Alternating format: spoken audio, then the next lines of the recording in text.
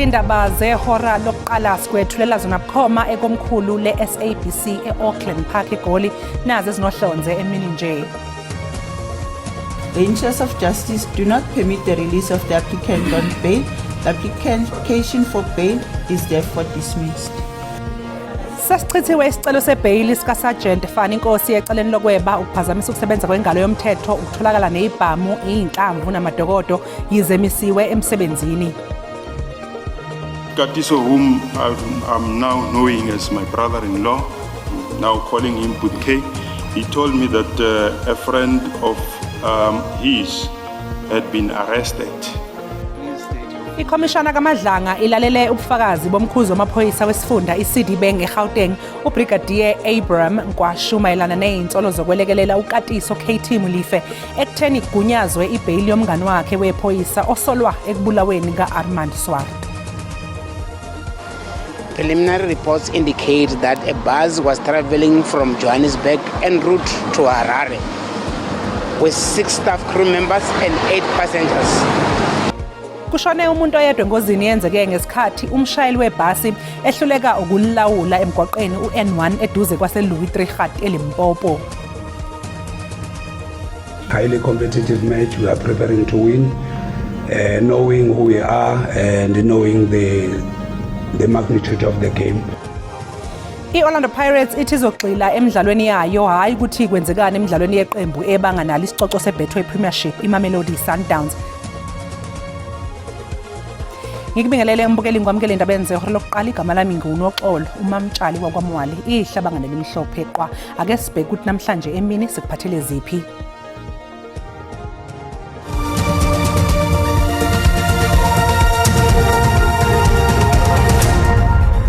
Inkantolo yamantshi yasePitoli isichithile isicelo sebhayili sephoyisa elisamisiwe ngaphansi kophiko lobugebengu obuhleliwe eGauteng uSayitsheni Fani Nkosi. uNkosi ubhekene noxhaxha lwamacala ahlanganisa ukutholakala nezinhlamvu engekho emthethweni, ukweba kanye nokuphazamisa ukusebenza kwengalo yomthetho. The interests of justice do not permit the release of the applicant on bail. The application for bail is therefore dismissed.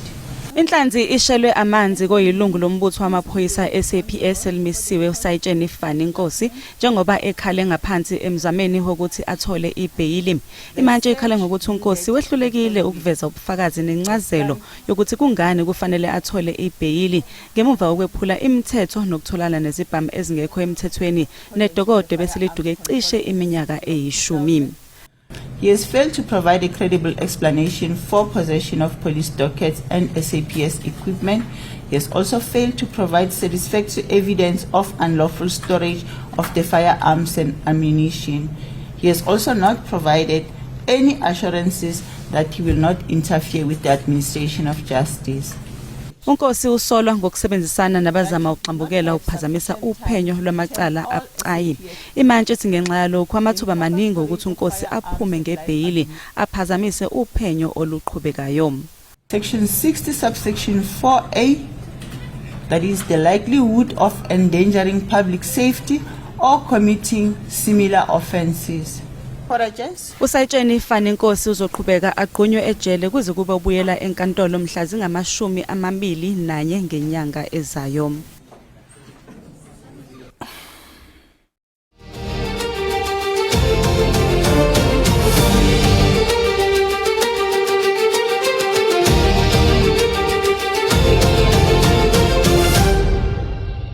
Isithangamisi sekhomishana kaMadlanga namhlanje sibizele phambi kwaso ukhomishana wamaphoyisa wesifunda iSidibeng eGauteng uBrigadier Abraham Nkwashu osamisiwe esikhundleni.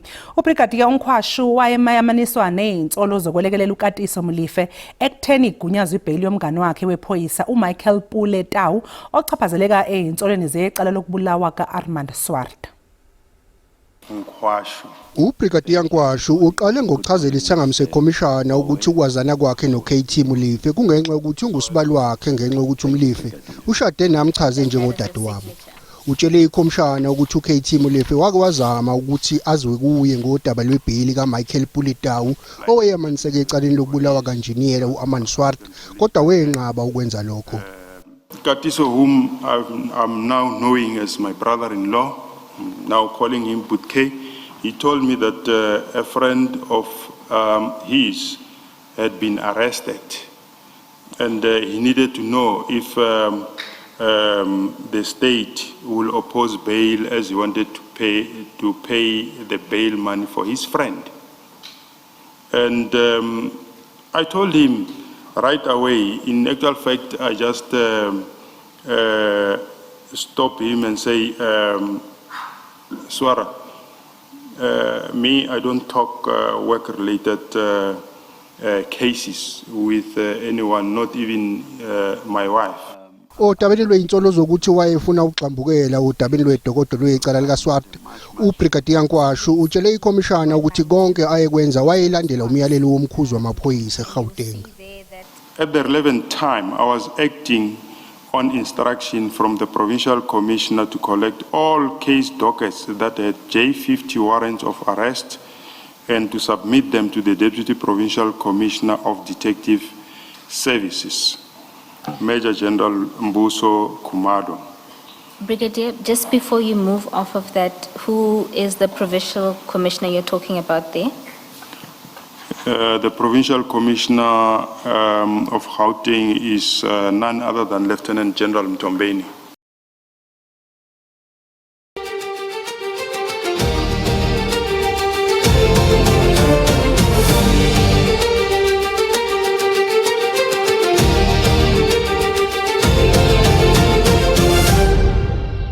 Kushone umuntu oyedwa kwalimala abathathu engozini eyenzeke ngesikhathi umshayeli webhasi ehluleka ukulawula emgwaqeni uN1 ngaphandle kwaseLouis Trichardt eLimpopo. I come from Johannesburg. Then on the top of this mountain, I felt the brake. The bus is failed. Then I tried to proceed. Then the bus lose your control. Umshayeli webhasi bese ngozini eholele ekutheni kudlula umuntu oyedwa emhlabeni uthi awazange esebenza amabhleki ebhasi wabese ehluleka ukuyilawula ejikeni elaziwa ngokuthi ingwe emgwaqeni uN1 phakathi kwemakhado neMusina. Le ngozi yenzeke emagamanxa ihora le-12 namhlanje ekseni kanti ibhasi ibisuka eGoli ibheke eHarare. Preliminary reports indicate that a bus was traveling from Johannesburg en route to Harare with 6 staff crew members and 8 passengers. It is alleged that the driver lost control. From the reports, it's indicated that the bus brakes failed horribly so, and it resulted in a horror accident. This time it's on the right, on your way from Gauteng, which is very abnormal. Umnyango wezokuthutha uqinisekise ukuthi usazophuma umbiko ophelele mayelana nokwenzeka kwalengozi. But we can safely say that the preliminary reports will be validated by the final report as time goes on, and the public will be duly informed. Lena bekuyingozi yesithathu ebhasi enyangeni ezintathu endaweni eyodwa. Usalaxaze isicelo sebhayili umsolwa oneminyaka engama-56 osolwa ngokuthumba nokudlwengula intombazanyana eneminyaka eyi-12 eDobsonville. uThepho Ntsimane nongumholi webandla ubevele enkantolo eMantshi yaseRoodeport. Lihlehlela umhla zingama-20 kulenyanga ezayo icala elibhekene noThepho Ntsimane oneminyaka engama-56 osolwa ngokudlwengula intombazane eneminyaka eyi-12 ubudala eDobsonville eSoweto ngephasika. Kanti-ke bebekhona-ke abantu-ke enkantolo. Njengamanje ngizokwethula-ke uModisane okuyena ongomunye wabantu abebengaphakathi enkantolo. Sibonga kakhulu ngesikhathi sakho. Icala lihlehlile inyanga ezayo. Umsolwa usilaxazile isicelo sebhayili. Nina njengenhlangano iThegofatso Foundation nizizwa kanjani ngokuthi umsolwa uthi akasayifuni ibail nanokuthi kuniphathe kanjani okwenzeka enkantolo namhlanje? Cha, siyabonga kakhulu baba, sijabule kakhulu ngoba njengoba angalisebenzisanga ilungelo lakhe lokuthi apply for bail. So with that said, sesiyafisa ukuthi it wouldn't have been into ayenza ukuthi ibe temporary ngoba the kungakhona manje abandonanga indefinitely so kusho khona ukuthi kusazaba khona isikhathi la ukuthi if he changes his mind usazokhona ukuthi exercise ilungelo lakhe lokuthi apply for rebail. Sibonga kakhulu ngesikhathi sakho. Siyabonga. Lo munye ke weyishoshovu ke umlisane ophethe ke inhlangano eTsogofatso Foundation uyachaza utshela iziko lendaba ze-SABC ukuthi ke akubaphathi kahle ukuthi umsolo okusengenzeka ukuthi ke aphinde asifake isicelo sebhayili njengoba engasilaxazanga unomphelo kanti ke njengoba bese ngishilo icala lihlehlele umhlazi ngama-20 kulenyanga ezokwethwasa uNhlaba kanti umsolwa ke usaqhunywe eDoksini ngenxa yokuthi ke usilaxazile isicelo sebhayili. Igama lami nguCalvin wakwaDludla endabeni ze-SABC ngibika ngiseRodeport. Inkantolo ephakeme yaseGoli isilihlehisele uNhlangulana icala likaTiffany Mick nosolwa ngokubulala indodana yakhe eyayineminyaka eyi-10 uJaden Lee Mick. Isidumbu sendodana yakhe satholwa eduze nezitezi endaweni ababehlala kuyo eFleurhof eGoli. Ummeli kaMick uthi ummangalelwa kusenzima ngisho ukwamukela ukuthi indodana yakhe ayisekho emhlabeni nakuthola kunzima ukuthi kungani inkantolo ingamnikezanga ibhayili. Ummeli ufundele inkantolo istatimende esifungelwe sikaMick. I further informed her that I had made inquiries with the security guard of the complex who indicated that he could not recall the minor child having been dropped off.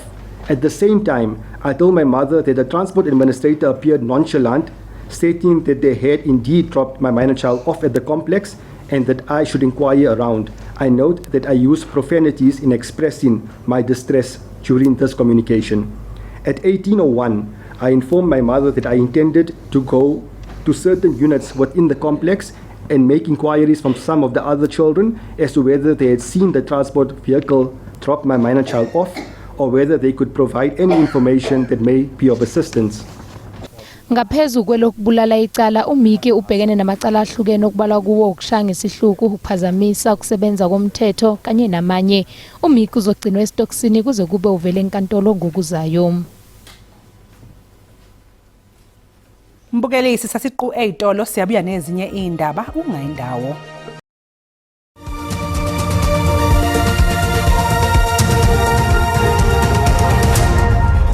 Sikubingelela siphinde sikwamukele mbukelo mangabe usanda kungena odabeni oluphambili besibike ukuthi sasichithiwe isicelo sebhayili sikaSayitsheni Fani Nkosi ecaleni lokweba ukuphazamisa ukusebenza kwengalo yomthetho ukutholakala nezibhamu inhlamvu namadokodo yize emisiwe emsebenzini. Khumbula ke mbukeli ukuthi lezi indaba zikhona ku YouTube kanjalo na ku SABC Plus ungena nje kuze uyicinge ngamagama athi SABC izindaba. Uphiko oluphenya ngamacala akhethekile lunikezwe izinsuku ezingama-60 zokuqalisa izinyathelo zomthetho ngokumelene nosomabhizinisi uSiyabonga Nkosi ngemva kokuthi uphenyo luveza ukuthi wazuza ngokungafanele einkontilekeni ze-Eskom. Lolu phiko lunikezwe igunya lokushaqa imizi nezimoto zikaNkosi ezibalelwa ezigidini ezingu-76.5 wezigidi zamarandi. The Special Investigating Unit has obtained a preservation order from the Special Tribunal, preserving the 17 immovable properties as well as 7 luxurious vehicles linked to businessman Mr. Siyabonga Moses Goodwill Nkosi. The preservation order follows vigorous investigations by the Special Investigating Unit into the various egregious irregularities that were perpetuated at Eskom's Kusile power plant as well as Matla power plant in Mpumalanga. What the investigations found is that there has been inflation of pricing such that a relay, for instance, that would have ordinarily cost around 180 rands to 450 rands was inflated up to 50,000 rands. So the scheme has been running on for a period of 3 years now. And what the scheme also did was to create the means to circumvent the 1 million rand threshold so that it does not have to go through the formal bid adjudication, evaluation, and other related governance processes. Le amaphoyisa amathathu asempumalanga icala elihlobene nokuphazamisa ukusebenza kwengalo yomthetho maqondana nophenyo lokubulawa kwendodakazi yawo uHillary Gardee owayindodakazi yephini lomholi we-EFF uGodrich Gardee. Abomndeni wakaGardee sebebhalele nekhomishana kaMadlanga befuna ukuthi iphoqelele amaphoyisa asolwayo ngokuthi avele phambi kwayo. We were so shocked and touched because, you know, you don't hear from a family members, but you hear from the news, you understand, and they are mentioning the name of your child. And so as a family, we are shocked. We are very much, you know, while we are trying to get healed and you hear such things. So it was not good. We want to see justice. I want to see this matter taken up to the Madlanga Commission. We want, as a family, we want to see that happen. Umbuso ecaleni lokubulawa kaSenzo Meyiwa uthi umsolwa wesibili uBongani Ntanzi kusolwa ukuthi wavuma icala ngestatimende asicikica esathathwa uColonel Raphadu mhla zi-19 kuNhlangulana ka-2020. Thank you. Umshushisi uAdvocate George Baloyi ubuza umsolwa wesibili uBongani Ntanzi ukuthi uColonel Raphadu wayelazi kanjani igama lakhe nanokuthi ukhuluma isiZulu. Ngambona ngithephethe ID yami. Khokululu ukuthi engakwazi ngoba bemtshela ukuthi ngubongani Ntanzi. ONtanzi bagcwele KZN. Namaphoyisa bangibophile kulula na uGininda kuluthe ngamtshena futhi ukuthi isibongo sakho Ntanzi igama lakhe ulanguage yakho uZulu. Akucela nje ngifuna ukuciza yaphambi kwecourt. Angishongo Nkosi enkathathu ngifuna ukufaka istatement. Uphinde wabuzwa ukuthi uRaphadu walazi kanjani ikheli lakhe. Kulolu baba Raphadu ngalazi ikheli ngoba uGininda ukhona ngithi umhani ukhona abantu abangibophileyo. Ngoba mangiboshwa ngiboshela endlini ngiboshelanga emgwaqweni futhi bangifonela ukuze bazi ukuthi ngihlala kuphi. UNtanzi ke uthi waphoqa ukuthi acikice istatimende. Umbuso uthi akucacike ukuthi amaphi lamaphepha awacikica noma amaphepha alethwa uGininda noma alethwa uRaphadu. Ngoba kwamina ngabona ngamaphepha la uthi ayebhala ukuthina ngoba ayikho engafundelwa yona kube mhlambe ngafundelwa ngizotshela icourt iphendule engcono. Icala liyaqhubeka. Inkantolo yamantshi yasePulukwane izoqhubeka kusasa nesicelo sebhayili somculi waseLimpopo uLihlohonolo Chauke owaziwa kakhulu ngelikaShebe Mabhena. uChauke usalokhu egqunywe estoksini kusukela ngoLwezi ngonyaka owedlule.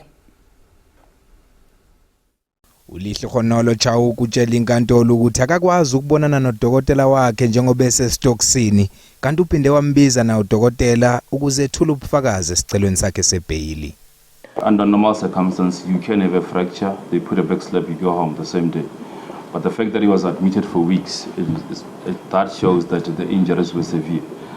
And when you look at the imaging as well, looking at the fractures, the bones were completely broken.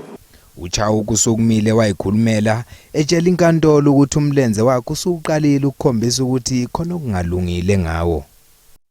Have you had any further medical, and I'm restraining my question to medical consultation with Dr. Chara? No.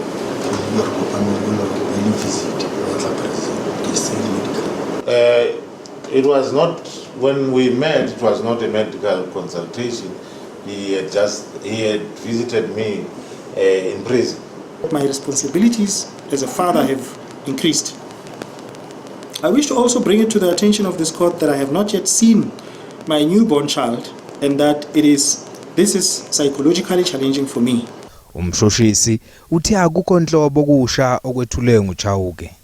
The time when the first bail application was done, the fact that one of the screws has dislodged, it's a fact that was available at that time.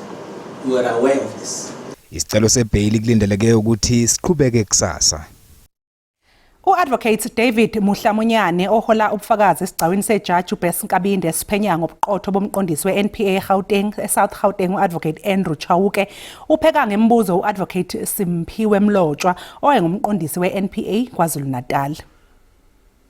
Advocate Mlotshwa says wayengumqondisi weNPA KwaZulu-Natal Advocate Simphiwe Mlotshwa ulandise isigcawu esiphenywa nguAdvocate Andrew Chauke ukuthi wathola ucingo kuChauke malungana nokuthumela ithimba labashushisi emacaleni enkohlakala ebhekene nabathile bophiko lwamaphoyisa aseKhethomena. I received a call from Advocate Chauke informing me that he had been instructed by Advocate Jiba to send a team of prosecutors to prosecute the accused in the Katomena case. He told me that there were very sensitive security issues surrounding the matter.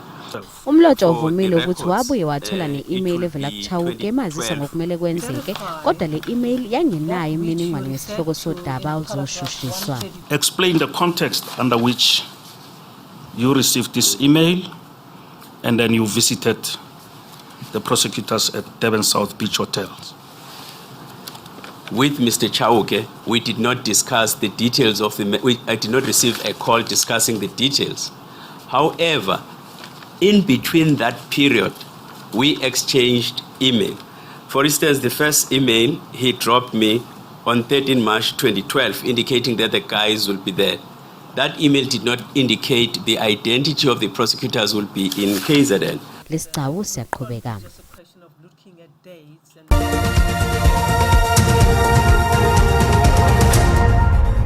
Kwezemidlalo iOrlando Pirates ithi izogxila emidlalweni yayo hayi ukuthi kwenzekani emidlalweni yeqembu ebanga nalo isicoco seBetway Premiership iMamelodi Sundowns.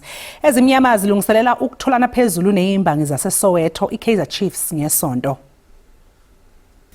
iPirates izobe ibhekuqisa iKaizer Chiefs okwesibili kulandelana. Ezimnyama zanqoba ngamagoli amathathu eqandeni ngesikhathi lamaqembu egcina ukutholana phezulu ngoNhlolanja. Lo mdlalo kubonakala ngobalulekile ngokwedlulele uma uqhathaniswa nowedlule njengoba iPirates isembangweni wesicoco seBetway Premiership. iChiefs nayo ibheka ukuqeda endaweni yesithathu kulokho okuzoyibeka ethubeni lokudlala iCAF Confederations Cup ngesizini ezayo. Iphindi lomqeqeshi weOrlando Pirates uMandla Ncikazi uthi bazothatha lo mdlalo njengobalulekile. Highly competitive match, we are preparing to win, knowing who we are and knowing the magnitude of the game and the importance of the points that we must get in the match. Isihlabane sePirates uOsuna Police ukholele kutheni iChiefs abazobhekana nayo ayifani nale bagcina ukudlala nayo emidlalweni wokuqala. Obviously the previous game was a difficult one. It's just we took our chances and we managed to get a victory. Going into the second game, it's going to be very difficult. And we're preparing well during the week and we are ready for Sunday. Umdlalo uzoqala ngehora lesithathu ngesonto enkundleni FNB eNazareth. Mbukeli umhlahlo wesimo sezulu uzolandela emva kwekhefu.